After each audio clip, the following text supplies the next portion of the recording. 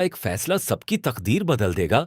क्या पारस और जवाहर की मोहब्बत अपनी मंजिल तक पहुंच पाएगी या फिर एक ऐसी कुर्बानी सामने आएगी जो हर किसी को हिलाकर रख देगी?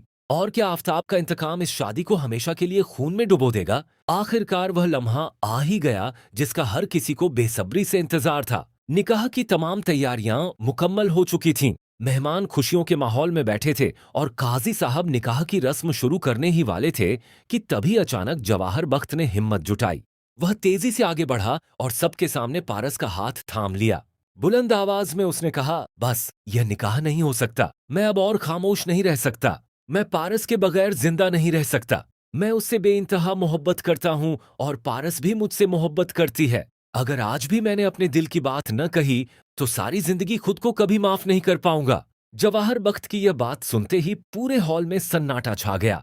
हर निगाह कभी जवाहर पर टिक जाती तो कभी पारस पर। किसी को यकीन नहीं हो रहा था कि वह सबके सामने अपने दिल का राज खोल देगा। उधर बेजाद शाह गुस्से और परेशानी से भर उठे। उन्होंने एजाज बख्त की तरफ देखकर कहा, यह जवाहर बख्त क्या कर रहा है? मेहमानों के सामने मेरी और मेरी बेटी की इज्जत दांव पर लगा दी।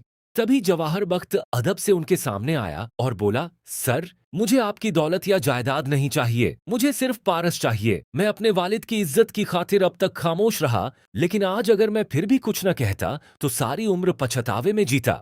मैं यहाँ किसी की बेइज्जती करने नहीं, बल्कि दो जिंदगियां बर्बाद होने से बचाने आया हूँ। यह सुनकर पारस भी अपने वालिद के सामने आ गई। उसकी आंखों में आंसू थे। वह बोली, अब्बू जान, जवाहर सच कह रहा है। मैं भी उससे मोहब्बत करती हूँ। उसके बिना मेरी जिंदगी अधूरी है। अगर मेरा निकाह किसी और से हुआ तो मैं कभी खुश नहीं रह पाऊंगी।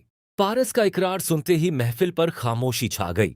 उसी दौरान रेशम सबकी बातें सुन रही थी। जवाहर और पारस की मोहब्बत को अपनी आंखों के सामने मुकम्मल होता देखकर उसका दिल टूट गया। उसने अपने चेहरे पर मुस्कुराहट लाने की कोशिश की ताकि किसी को उसके दर्द का एहसास न हो। फिर वह खामोशी से वहां से उठी और अपने कमरे में चली गई। कमरे में पहुंचते ही उसने अंदर से दरवाजा बंद कर लिया।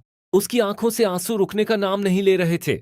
मायूसी और टूटे हुए दिल के आलम में उसने झरखा लिया। कांपते हुए होठों से बस इतना कहा, अगर मेरी मोहब्बत मेरी तकदीर नहीं बन सकी तो अब इस जिंदगी का क्या मतलब? और वह वहीं बेहोश होकर जमीन पर गिर पड़ी। बाहर किसी को भी अंदाजा नहीं था कि उसी घर में एक और जिंदगी मौत से जंग लड़ रही है। इधर महफिल में रेशम की गैर मौजूदगी पर किसी का ध्यान ही नहीं गया। माहौल अब भी जवाहर और पारस के इकरारे मोहब्बत के असर में था। रेशम के वालिद मुस्कुराते हुए बोले, अल्लाह का लाख लाख शुक्र है कि पारस और जवाहर बख्त एक हो गए। इससे बड़ी खुशी मेरे लिए और क्या हो सकती है? एक पल में ऐसा लगा जैसे सारी परेशानियां खत्म हो गई हों।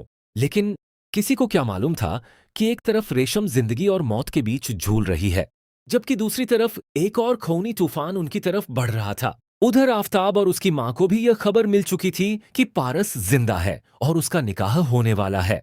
यह सुनते ही आफताब का गुस्सा सातवें आसमान पर पहुंच गया। उसकी आंखों में इंतकाम की आग भड़क उठी। वह गरज कर बोला, पारस सिर्फ मेरी है। मैं किसी भी कीमत पर उसे किसी और का नहीं होने दूंगा। अगर मेरे रास्ते में कोई आया तो मैं उसे जिंदा नहीं छोड़ूंगा। आफताब की मां ने भी गुस्से से कहा, अब वक्त आ गया है कि अपने दुश्मनों का हमेशा के लिए खात्मा कर दिया जाए। आफताब ने मेज पर जोर से मुक्का मारा और दहाड़ते हुए बोला, आज या तो पारस मेरी होगी या फिर किसी की नहीं। जिसने भी मेरे रास्ते में आने की कोशिश की, चाहे वह मेरा मामू हो या जवाहर बख्त, मैं किसी को जिंदा नहीं छोड़ूंगा। इतना कहकर आफताब अपनी मां के साथ उसी शादी की तरफ रवाना हो गया जहां एक तरफ मोहब्बत अपनी मंजिल तक पहुंचने वाली थी, दूसरी तरफ रेशम मौत से लड़ रही थी और तीसरी तरफ इंतकाम का ऐसा तूफान बढ़ रहा था जो अगले ही कुछ लम्हों में हर किसी की जिंदगी बदल देने वाला था।